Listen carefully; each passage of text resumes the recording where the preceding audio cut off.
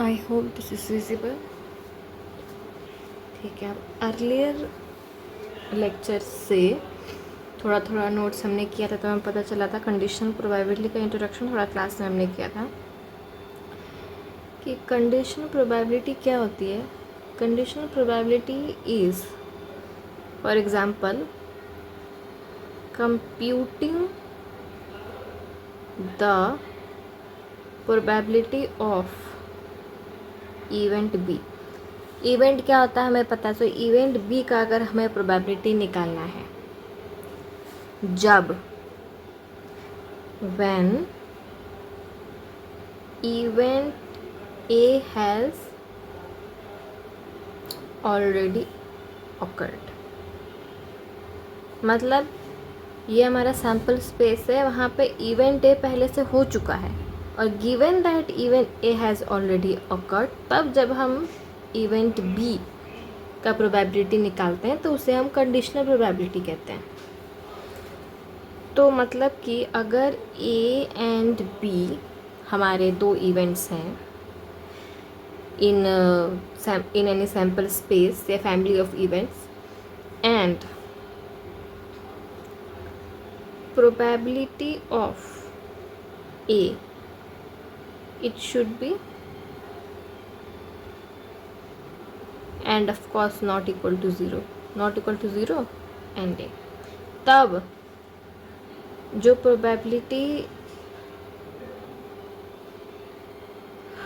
of B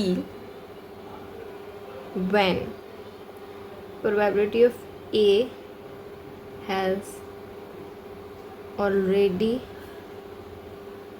occurred। Conditional probability क्या है कि ऑलरेडी कोई एक इवेंट का प्रोबेबिलिटी ऑकर हो चुका है, कोई एक इवेंट ऑलरेडी ऑकर हो चुका है, उस इवेंट के ऑकर होने के बाद जब हम दूसरे इवेंट की हम प्रोबेबिलिटी निकालते हैं उसे हम कंडीशनल प्रोबेबिलिटी कहते हैं। तो सपोज़ कि ए और बी दो इवेंट दिए हुए हैं जिसमें कि ए हमारा 0 के इक्वल नहीं है, 1 से ज़्यादा है, उस केस में जब हम प्रोबेबिलिटी ऑफ बी देखेंगे, when probability of A has already occurred, तो हम इसको किस तरीके से लिखेंगे, इसको हम ऐसे डिनोट कर सकते हैं, probability of B when A has already occurred. और इसको हम लोग कैसे एक्सप्रेस करते हैं,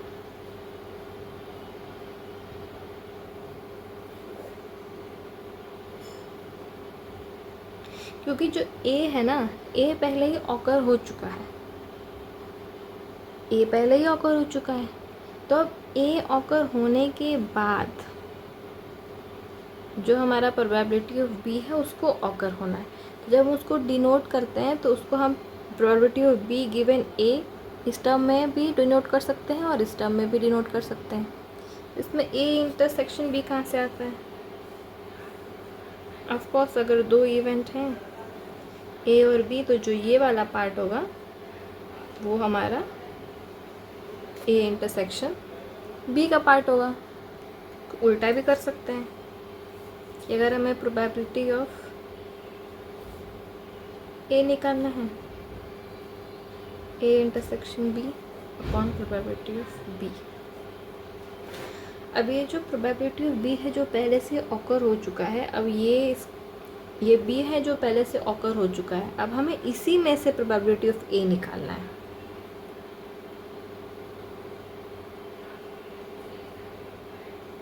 तो जो टोटल प्रोबेबिलिटी होगा, हमें क्या निकालना है, probability of A under which condition that probability of B has already occurred. तो हम इस तरीके से इसको डिनोट करेंगे कंडीशन प्रोबेबिलिटी में। अब सपोज कि देयर आर एनी 3 इवेंट्स, से A1, A2, A3, there are any events, और हमें बताना है कि probability that all of them occur। तो इसका प्रोबेबिलिटी क्या होगा, probability that all of them occur, probability at least one of them occur नहीं बोल रहा, ऑल ऑफ देम ऑकर बोला है, तो obviously A1 intersection A2 intersection A3, तो क्या हो जाएगा प्रोबेबिलिटी ऑफ A, पहले तो प्रोबेबिलिटी ऑफ A इनटू, क्योंकि ये इंडिपेंडेंट इवेंट्स की हम बात कर रहे हैं, it's like this, suppose if we know that occurrence of A does not influence, most important part, does not influence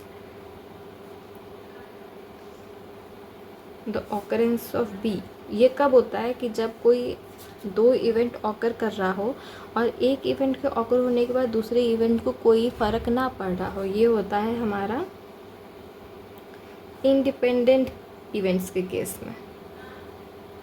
हमने क्लास में ये पढ़ा था, तो उसमें हम क्या करते थे कि अगर A इंटरसेक्शन B हमें दिया है तो हम क्या करते थे, probability of A into probability of B, ये करते थे ना। यहीं से तो probability of A is equal to probability of A intersection B upon probability of B, ये तो आया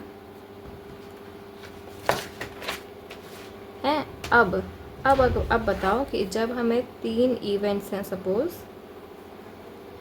A1 A2 A3, ये अपने तीन इवेंट्स हैं और हमें प्रोबेबिलिटी बतानी है कि all of them occur, probability of A1 intersection A2 intersection A3 हमें करना है, ठीक है। तो कैसे लिखेंगे उसको, probability of A1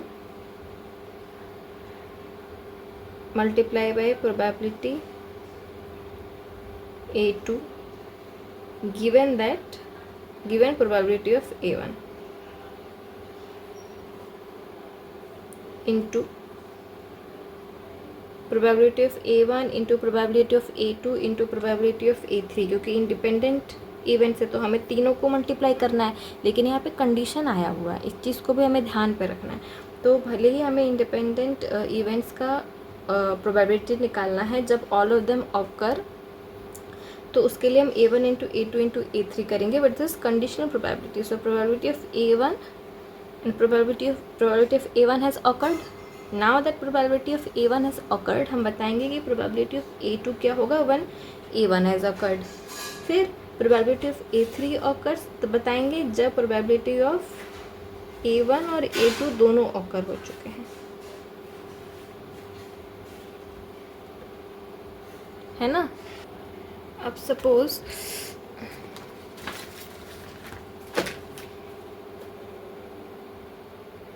in the law of total probability हमारे पास क्या है, हमारे पास एक सैम्पल स्पेस है जिसका हम पार्टीशन करते हैं, क्योंकि टोटल प्रोबेबिलिटी की बात की है ना, इसका हम अभी पता चलेगा, पार्टीशन करते हैं इनटू म्यूचुअली एक्सक्लूसिव इवेंट्स। क्या कह रहा है, ये हमारा सैम्पल स्पेस है, इसका हम पार्टीशन करते हैं म्यूचुअली एक्सक्लूसिव इवेंट्स में, ये हमने क्लास में पढ़ा था। तो हम पहले ही क्लास में थोड़ा सब इंट्रोडक्शन दे देते हैं ताकि तुम लोग का नोट्स बना रहे और रिवीजन तुम लोग करते रहो, ताकि नेक्स्ट लेक्चर तुम लोग के लिए ईजी हो जाए। अब तुम लोग नोट्स बना के रिवीजन करते हो कि नहीं, ये तुम्हारे ऊपर है। यह है दूसरा,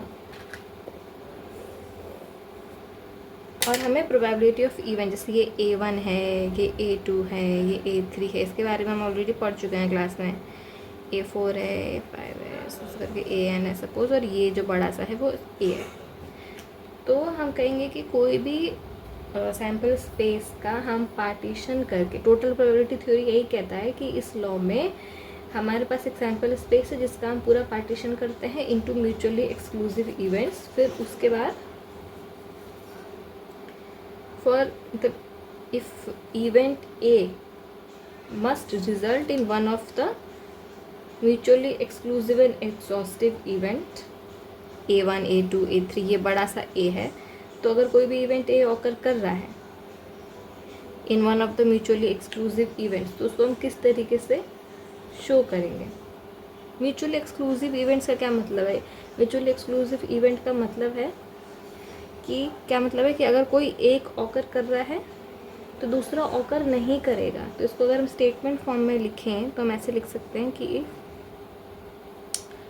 any event A must result in the mutually exclusive and exhaustive event A1 A2 A3 then occurrence of any one means non occurrence of other. Mutually exclusive में हम प्लस करते हैं ना, इसीलिए क्योंकि जब एक ऑकर कर रहा होता है तो उसका मतलब होता है दूसरा ऑकर नहीं कर रहा, तो उसको हम प्लस वाले साइन से शो करते हैं। तो प्रोबेबिलिटी ऑफ ए हम कैसे बताएंगे? इज इक्वल टू, पहले तो probability of A1, probability of A1 पहले हो चुका है, उसके होने के बाद जब भी हम कंडीशनल प्रोबेबिलिटी की बात करते हैं तो जब किसी भी चीज़ का हम प्रोबेबिलिटी बताएंगे तो वहाँ पे पहले से कोई इवेंट ऑकर हो चुका है। तो प्रोबेबिलिटी ऑफ प्रोबेबिलिटी ऑफ ए जब हम बताएंगे तो पहले तो प्रोबेबिलिटी ऑफ ए ऑकर हो चुका है, प्रोबेबिलिटी ऑफ बी ऑकर हो चुका है, प्रोबेबिलिटी ऑफ A3 ऑकर हो चुका है, प्रोबेबिलिटी ऑफ A4 ऑकर हो चुका है, ऐसे करके हम बता रहे हैं। तो प्रोबेबिलिटी ऑफ A1 ऑकर हो चुका है, तब हमें प्रोबेबिलिटी ऑफ ए बताना है given A1 plus probability of A2 occur हो चुका है, तब हमें प्रोबेबिलिटी किसका बताना है? A का when A2 is given plus probability of A3 occur हो चुका है, then we have probability of A3 and then we have probability AN जितने भी म्यूचुअली एक्सक्लूसिव्स हों इंटू प्रोबेबिलिटी ऑफ A1। ठीक है। अब मान लो समटाइम्स क्या होता है कि जो इवेंट A है वो डायरेक्टली हम डिटरमाइन नहीं कर पा रहे हैं, हम इवेंट A को डायरेक्टली डिटरमाइन नहीं कर पा रहे हैं। A किसी दूसरे इवेंट के ऑकर होने पे डिपेंड कर रहा है, और वो दूसरा इवेंट सपोज है B1 B2 B3 इवेंट्स हैं जो कि म्यूचुअली एक्सक्लूसिव हैं। ये मतलब A जिस पे डिपेंड कर रहा है, जो प्रोबेबिलिटी ऑफ A है वो डिपेंड कर रहा है ऑकरेंस ऑफ दूसरा, वो अकेले खुद से डिटरमाइन नहीं हो पा रहा है, उसको डिटरमाइन करने के लिए हमें दूसरे इवेंट की तरफ नज़र उठा के देखना पड़ रहा है। वो दूसरा इवेंट हमारा B1 B2 B3 है और ये आपस में म्यूचुअली एक्सक्लूसिव और एग्जॉस्टिव है। तब कंडीशनल प्रोबेबिलिटी के अकॉर्डिंग जब हम प्रोबेबिलिटी ऑफ A निकालेंगे तब हम क्या बोलेंगे? Probability of B has already awkward, B1 पहले हो गया, यहाँ पे जैसे है ना A1 पहले हो गया, फिर A1, फिर A2 पहले हो गया, ऐसे वैसे सिमिलरली जब B के साथ हम निकाल रहे होंगे उसे सेम बात है। B1 तो probability of A by B plus probability of B2 probability of A upon B2 plus probability of B3 probability of A upon B3 and plus so on probability of Bn into probability of A upon Bn। अब इसको हम कैसे लिख सकते हैं? इसको हम ऐसे भी लिख सकते हैं कि probability of A is equal to probability of B I है, I1 है, I2 भी हो सकता है, I3 भी हो सकता है, इसलिए हम यहाँ पे J भी लिख सकते हो, तुम्हारी मर्जी है। I probability of A upon B I, इसका हम समेशन शॉर्ट में ऐसे भी लिख सकते हैं, इसी चीज़ को हम शॉर्ट में ऐसे लिख सकते हैं और इसको खोल के तो ऐसे लिख सकते हैं। है ना, लिख सकते हैं कि नहीं। तो यहाँ पे जो हमारा ये है, हर ये वाला जो पार्ट है, ये वाला पार्ट, ये वाला पार्ट, चाहे ये वाला, ये क्या दर्शा रहा है, ये एक्चुअली जॉइंट प्रोबेबिलिटी शो कर रहा है, जॉइंट प्रोबेबिलिटी शो कर रहा है।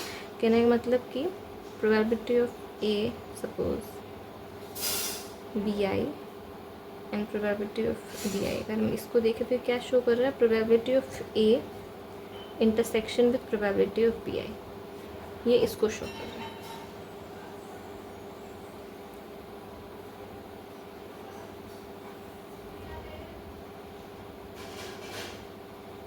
ठीक है, कर रहा है ना। अगर ये suppose probability of B I हमें निकालना है तो ये वाला पार्ट यहाँ जाएगा, तो ये क्या कह रहा है कि probability of B I when A intersection B I upon probability of A when B one has already occurred, यही चीज़ तो शो कर रहा है,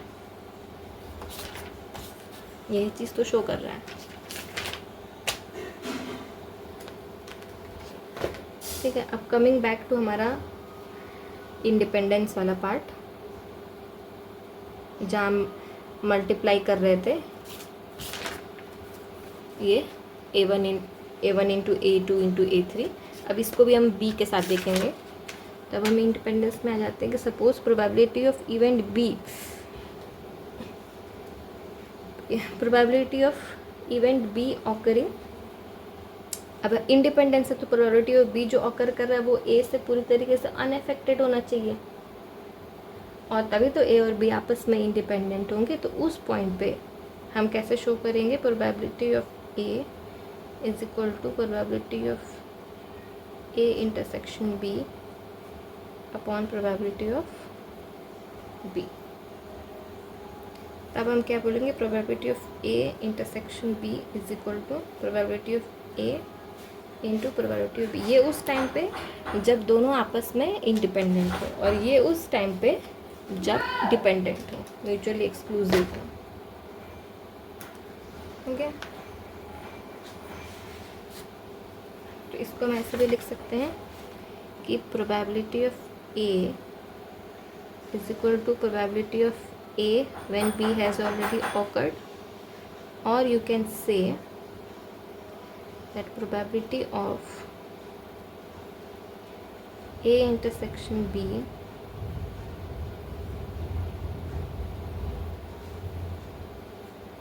अपॉन प्रोबेबिलिटी ऑफ बी।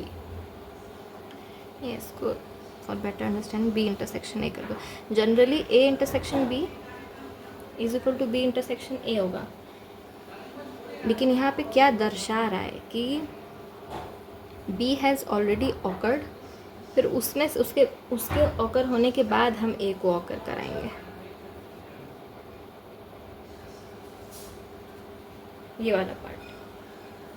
तो इस केस में वो प्रोबेबिलिटी ऑफ ए ही होगा, क्योंकि probability of B sample space है, सैम्पल स्पेस है इन द सेंस कि कंप्लीट स्पेस यही है कि जब ये ऑकर हो चुका है बी, तो अब ये स्पेस है हमारे पास, सैम्पल स्पेस बी है, तब ए ऑकर हो रहा है। तो अब हम जब इसके ऑकर होने के बाद इसमें जब हम ए का ऑकरेंस ढूंढते हैं तो हमारा ये मिलता है प्रोबेबिलिटी ऑफ ए,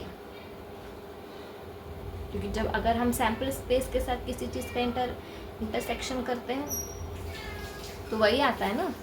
तो सिमिलरली जब ए का ऑकरेंस हो चुका है या बी का ऑकरेंस हो चुका है, तब हम दूसरे इवेंट का ऑकरेंस ढूंढते हैं तो वही वाला इवेंट आता है। So probability of A given B is क्या हुआ, ठीक है। अब हम आ जाते हैं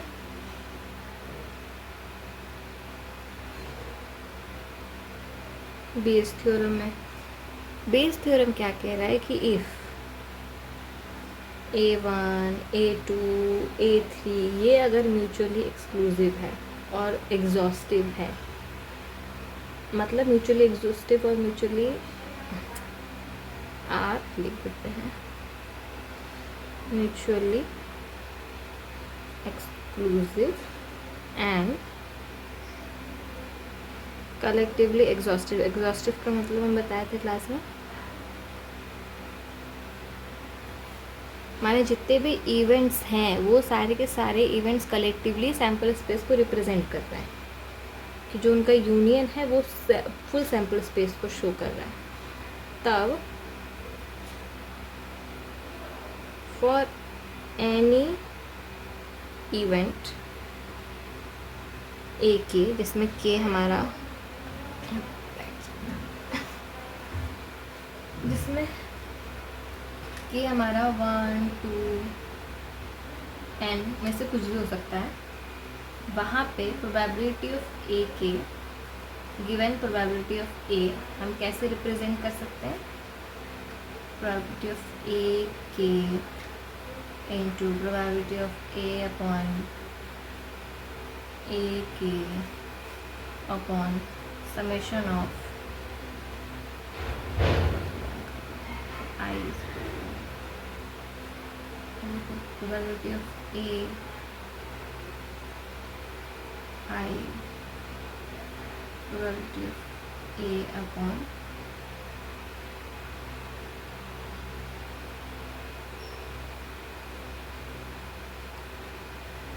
AG।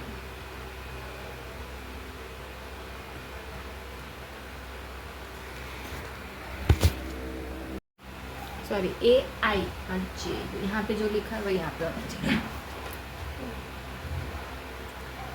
इसका कहने का क्या मतलब है, इसको थोड़ा हम ऐसे समझते हैं। इट्स लाइक दिस, कि अगर हम कंडीशनल प्रोबेबिलिटी की बात करते हैं, इट्स लाइक फ्रॉम, लिख रही है कि नहीं, फ्रॉम कंडीशनल प्रोबेबिलिटी हमने क्या लिया कि probability of A K upon ए, इसको हम कैसे रिप्रेजेंट कर सकते हैं? Probability of A intersection A has awkward, फिर उसके बाद ए इंटरसेक्शन, तो वो होता है ए K upon probability of A that is already awkward. ये हमने कंडीशनल प्रोबेबिलिटी से इसको निकाला। जॉइंट प्रोबेबिलिटी से हमने क्या समझा था? जॉइंट प्रोबेबिलिटी से हमने क्या समझा था कि जब हम ए इंटरसेक्शन ए के करते हैं तो इसका क्या मतलब होता है? इसका मतलब होता है जॉइंट प्रोबेबिलिटी से, जॉइंट प्रोबेबिलिटी में म्यूचुअली एक्सक्लूसिव से निकाला था। इसका मतलब होता है probability of A upon A K into probability of, ये निकाला था ना,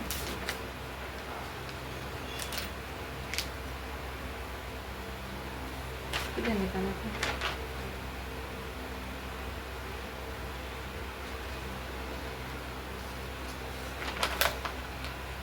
ये निकाला था।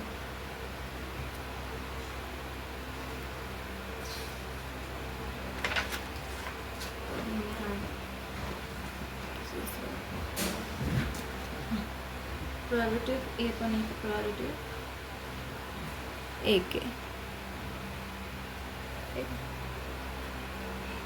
अब हम क्या करेंगे, इस चीज़ को, ये इक्वेशन 2 को हम इक्वेशन 1 में डालेंगे, इसकी जगह पे इसको डालेंगे, तो ये हो जाएगा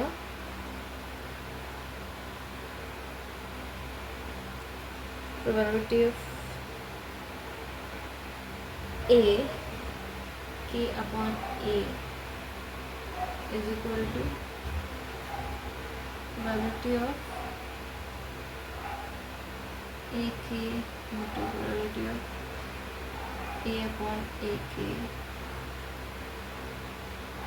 अपॉन प्रोबेबिलिटी ऑफ ए। ये हमारा इक्वेशन 3 आया, ठीक है। अब फाइनली जब हम टोटल प्रोबेबिलिटी ऑफ ए की बात करते हैं, टोटल प्रोबेबिलिटी ऑफ ए की बात करते हैं, तो हमने कहीं टोटल प्रोबेबिलिटी ऑफ ए के बारे में पढ़ा था।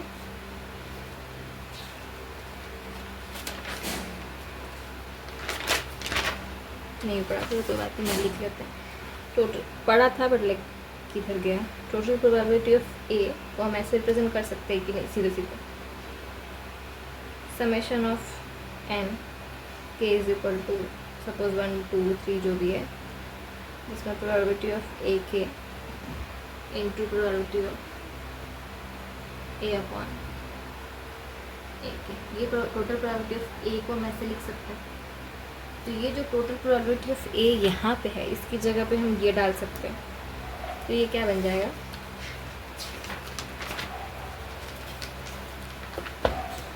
ये बन जाएगा probability of A K upon A is equal to probability of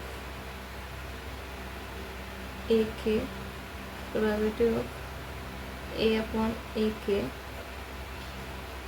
upon summation N K is equal to कुछ रख लो, हो जाएगा probability of A K into probability of A upon A के।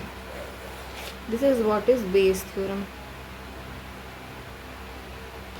बेस थ्योरम बताना क्या चाहता है, ये क्या है, ये what is this explaining, it is explaining. पहले अब इसको हम स्टेटमेंट फॉर्म में एक्सप्लेन करेंगे। मीनवाइल तुम इसको समझ लो कि ये प्रायर इन्फॉर्मेशन बता रहा है, ये वाला पार्ट, ये प्रायर इन्फॉर्मेशन बता रहा है, ये न्यू इन्फॉर्मेशन बता रहा है, और ये लाइकलीहुड ऑफ ऑकरेंस बता रहा है। कहने का क्या मतलब है, इसको मैं एक्सप्लेन कर। So Bayes theorem is all about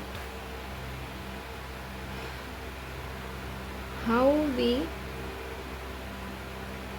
change our belief when new information arrives। जैसे बिफोर, मान लो कि before we see any evidence we have already some idea. हमें कोई एविडेंस देखने से पहले जब न्यू इन्फॉर्मेशन आती है तो हम ऑलरेडी, हमारे पास एक प्रायर आइडिया रहता है, प्रायर एक नॉलेज रहता है जिससे हम डिड्यूस करने की कोशिश करते हैं। Already have some prior idea about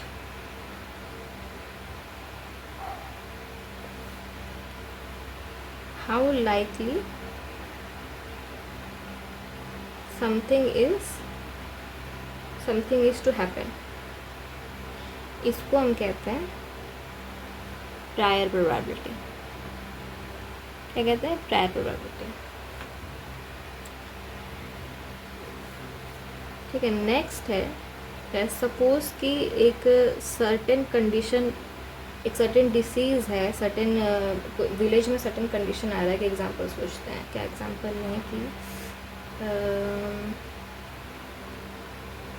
हाँ, सपोज़ कि एक टाउन में ऐसा पहले से ऐसा होते आ रहा है, पास्ट में ऐसा हो रहा है, जिसको देख के हम आगे डिड्यूस करेंगे। तो पास्ट में क्या हो रहा था, पास्ट में हो रहा था कि एक सर्टेन कोई कंडीशन थी जिसमें 1 in 100 पीपल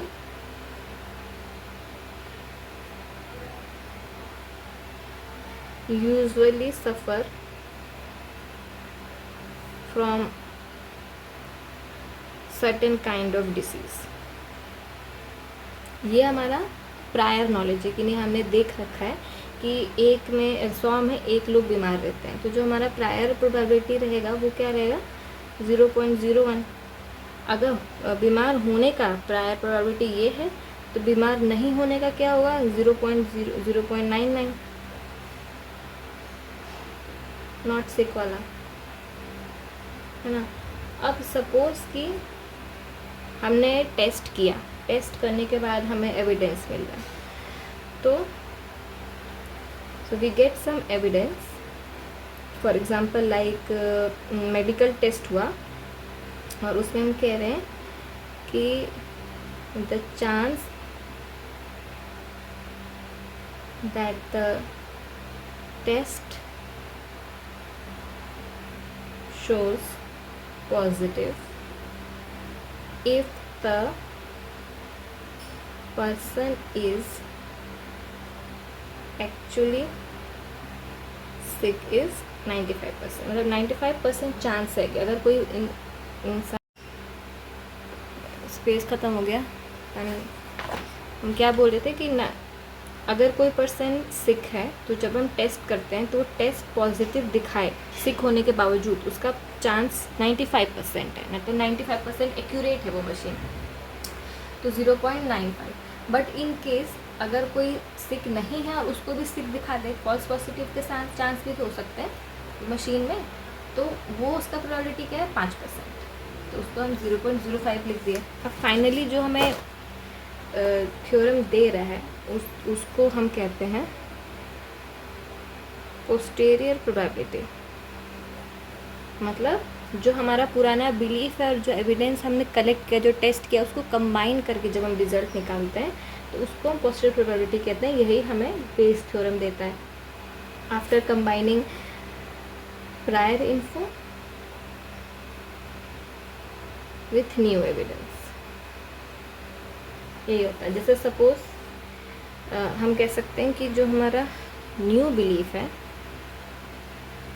वो हमारा प्रायर बिलीफ इनटू एविडेंस, मतलब प्रायर बिलीफ इनटू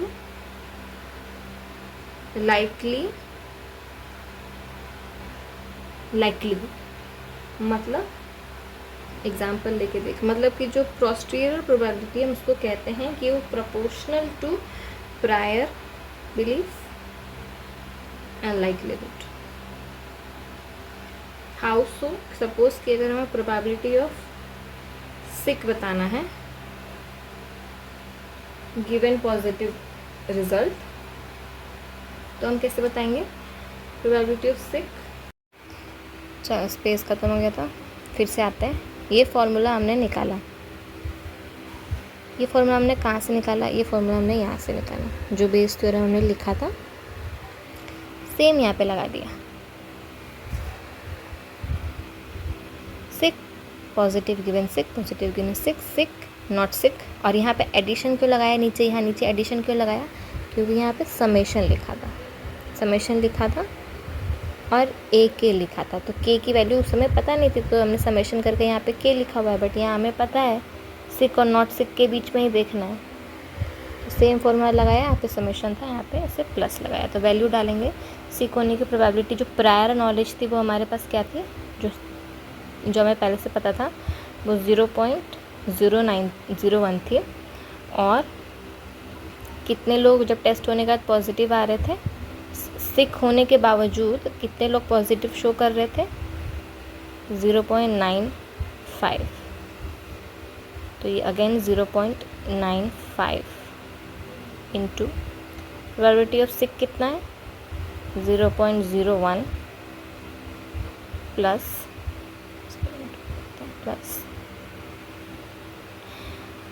ये नॉट सिक की प्रोबेबिलिटी, नॉट सिक की प्रोबेबिलिटी कितनी थी? नॉट सिक होने के बाद भी फॉल्स पॉजिटिव आया था, वो लोग कितने थे? 0.05 थे। और इनटू नॉट सिक होने के बाद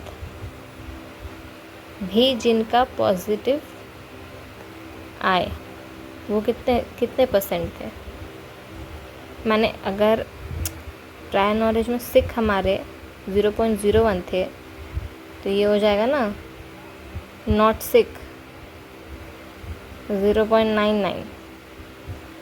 ये सॉल्व कैलकुलेटर में डाल के करो, क्योंकि इतना जानकारी नहीं है मेरे पास। ये 16% कुछ आया। अब इसका मतलब कि इसको मैं इंटरप्रेट कैसे करेंगे? बेस थ्योरम लगाने पे जो हमने ये निकाला उसका क्या मतलब है? इसका मतलब है कि even though test is 95% accurate, जो हमें पता है, इतना एक्यूरेट होने के बाद भी जो प्रोबेबिलिटी है, जो हम टेस्ट करने के बाद प्रोबेबिलिटी निकाल रहे हैं, पोस्टीरियर प्रोबेबिलिटी कि द पर्सन इज़ एक्चुअली में sick given positive test, given positive test is very important, वो 16% ही है। तो इसका ये मतलब हो सकता है कि थोड़ा रेयर ऑकरिंग डिसीज़ होगा, इसलिए 95% होने और 95% एक्यूरेट होने के बाद भी 16% दिख रहा है। The person is actually 6 given positive test कितना हो रहा है? 16%।